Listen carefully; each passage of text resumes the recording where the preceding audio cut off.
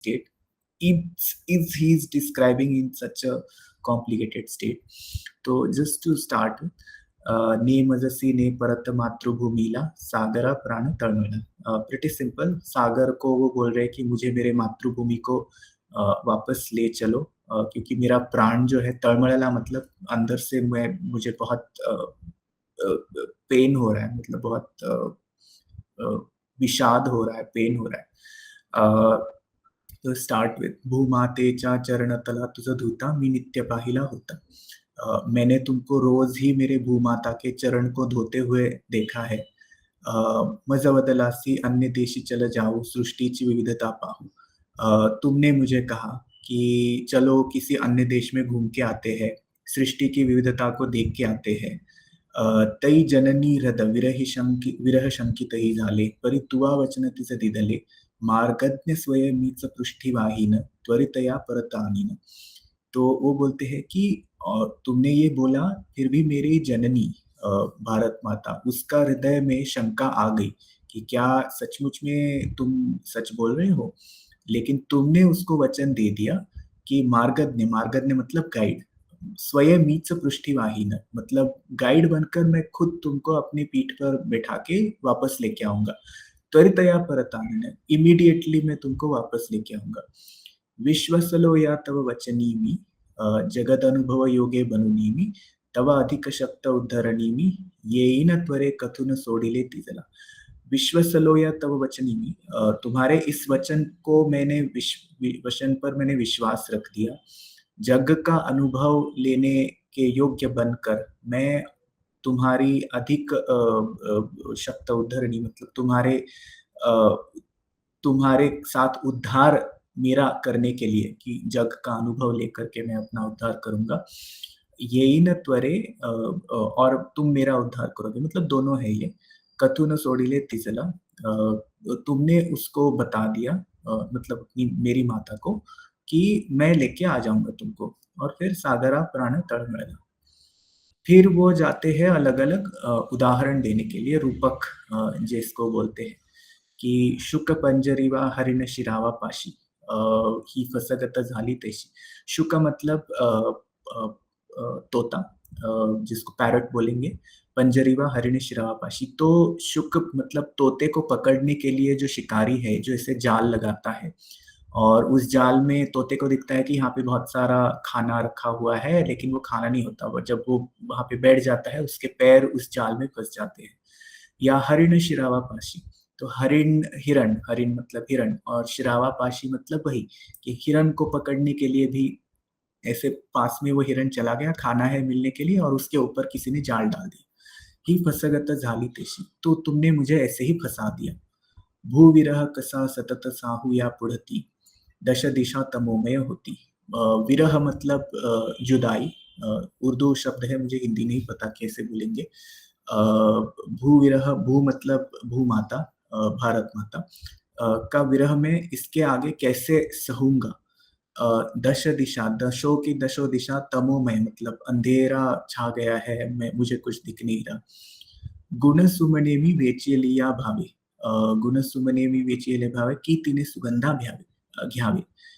इसका मतलब है कि मैं तो गुण मतलब गुण, सुमने मतलब फूल, वेचियलिया भावे मतलब मैं जमीन पे गिरे हुए जो सुमन थे, मतलब फूल थे, वो मैंने इस भाव से उठा लिए थे कि इनका सुगंध मेरी माता लेगी. की तिने सुगंधा घ्यावी. जरी उद्धरणी व्ययन तिचा हो साचा, हा व्यर्थ भार विद्येचा. मतलब है कि लेकिन जो मैंने ये उठाया है सब कुछ, गुण सुमने यहाँ से आकर के, इसका उसके उद्धार के लिए कुछ उपयोग हो नहीं रहा है.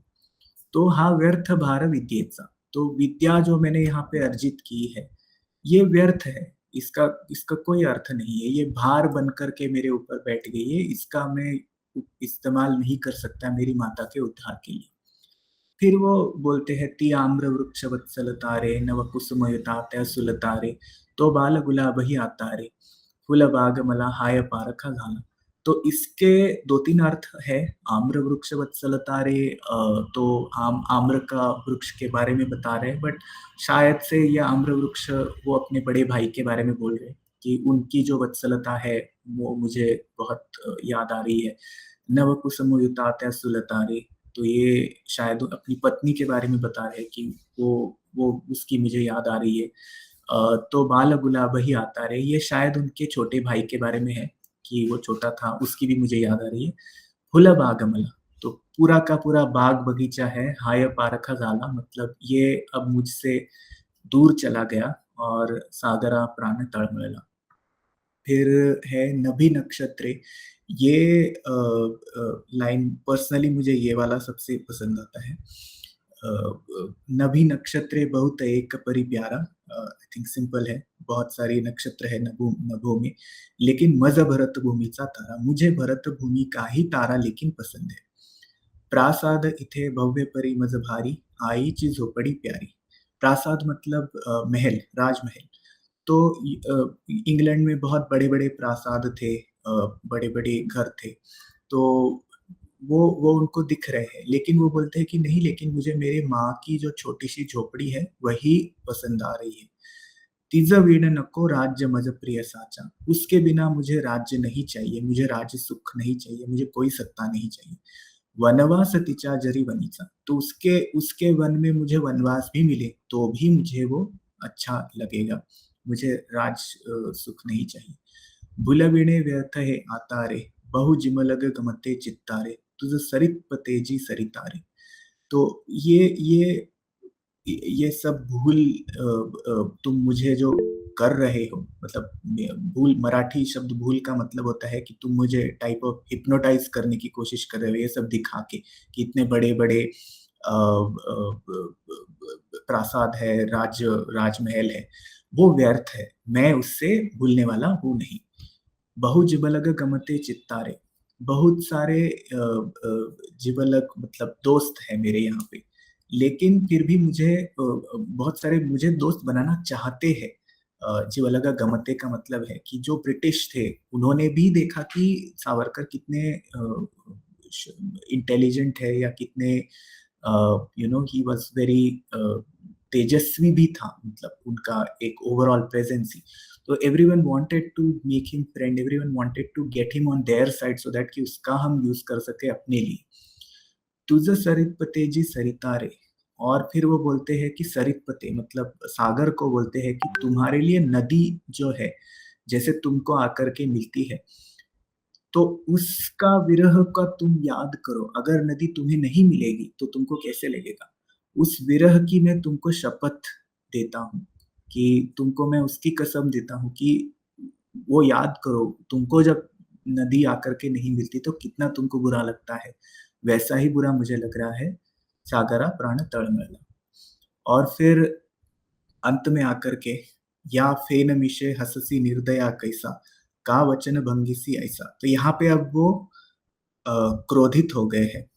तो यहाँ पे शुरू करेंगे तो यहाँ पे उनका स्वर देखो जो था वो एकदम बहुत दुख से भरा हुआ था कि और एकदम he was telling the story कि तुमने पहले क्या बोला मुझे।